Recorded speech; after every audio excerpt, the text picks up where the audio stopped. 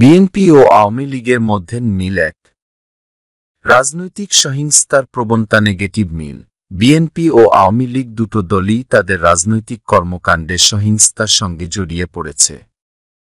নির্বাচনের সময় হরতাল বা বিরোধী আন্দোলনে দুই পক্ষের সমর্থকদের মধ্যে সংঘর্ষ, সম্পত্তি ধ্বংস, এমনকি প্রাণহানির ঘটনা ঘটেছে।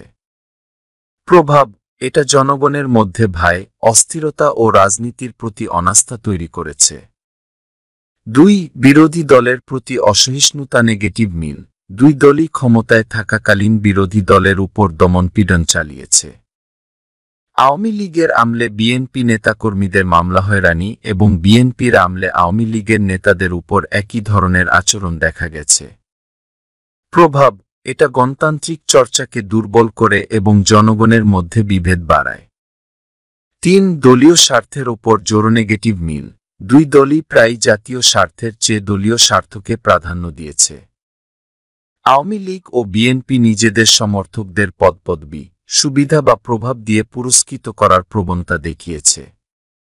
প্রভাব: এতে দক্ষতার চেয়ে আনুগত্য বেশি গুরুত্ব পায়, যা প্রশাসন ও উন্নয়নে বাধা সৃষ্টি করে।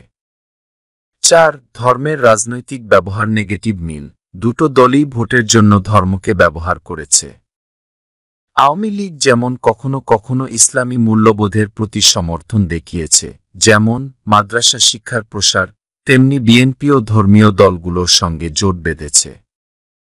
প্রভাব: এটা সমাজে ধর্মীয় বিভেদ বাড়াতে পারে এবং ধর্মনিরপেক্ষতার আদর্শ থেকে সরিয়ে নিতে পারে।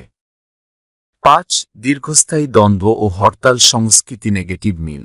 দুই দলই বিরোধী অবস্থানে থাকাকালীন হরতাল, অবরোধের মতো কর্মসূচি দিয়েছে।